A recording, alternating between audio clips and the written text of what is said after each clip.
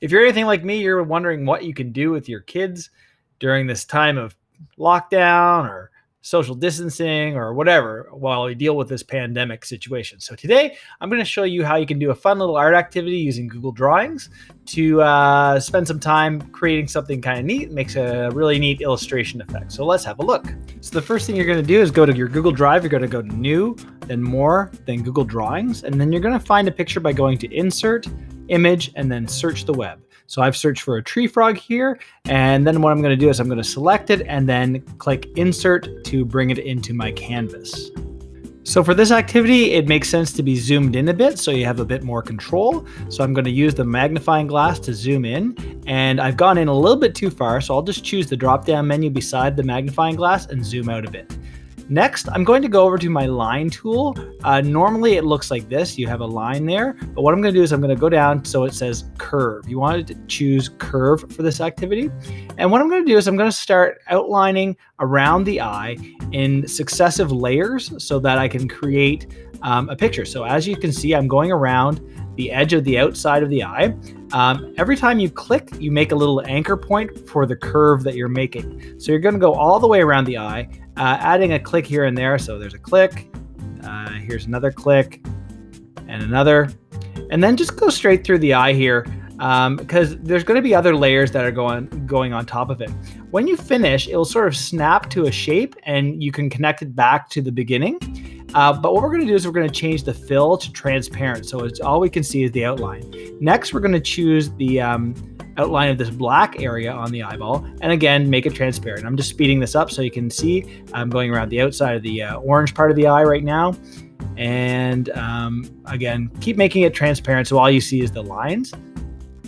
Now, if your shape is a little bit off, you can double click on it and readjust the little dots to more closely conform to the shape you're making. Now I'm going to work on the highlight here, transparent, and this other highlight here. Now that we've finished our eye, we're going to start filling in the colors. So as you can see, I'm choosing white for the highlights. And so I go to my paint bucket, choose white, and then remove the border. So I'm going to border color, make it transparent, and then paint bucket and choose white for the highlight. Next, I'm going to click on the pupil with the arrow tool. And then again, I'm going to fill it with black, and I'm going to get rid of the border.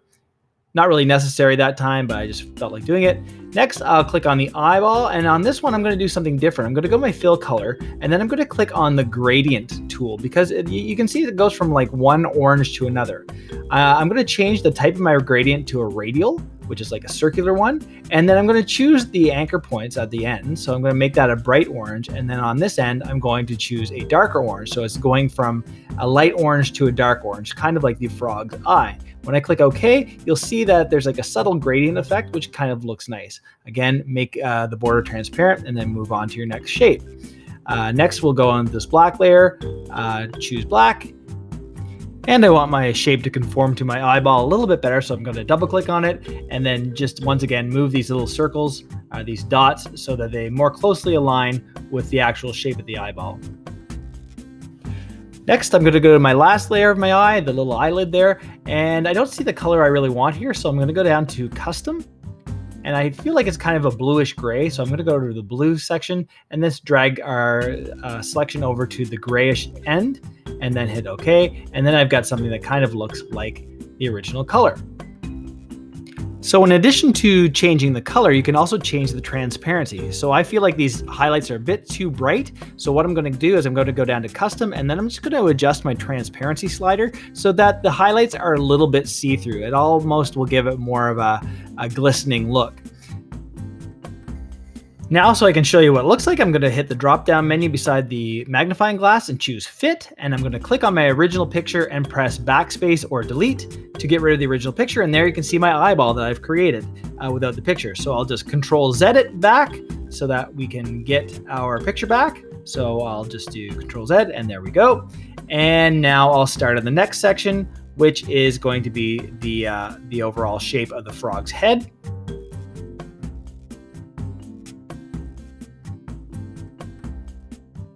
And I'll just get rid of the border here as well. Same as last time, I'll speed it up so I can just go through it. It's the exact same process. You just keep adding your little anchor points and then tracing around. And then remembering that different layers will overlap your shape. So if you know a shape is going to be overlapping it, you can be a little bit messier and go like, for example, straight through the eye. And there's our shape.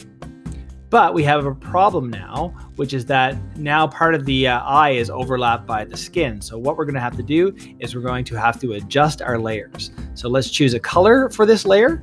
We're going to choose a nice bright green to go along with our little froggy friend. And there, that looks about right.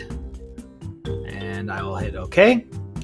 And then, so what I'm going to do is I'm going to adjust the order of this layer. So what I'm going to do is I'm going to click on it, and then I'm going to right click on my layer and choose order.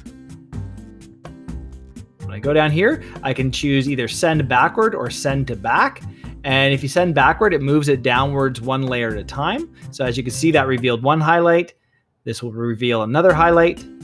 But there's a quicker way of doing it. There's actually a keyboard shortcut, which is Command down arrow or Control down arrow, and that will actually move it one layer at a time. It's a lot faster.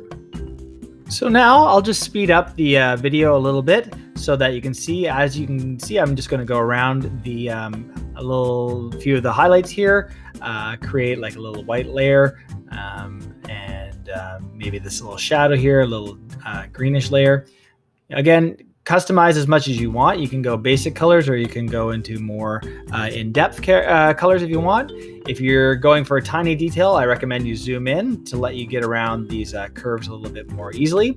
And then again, if your lines aren't right, just readjust using the dots. And now let's have a look at what we've got so far. So I'm going to click on my original picture and press delete.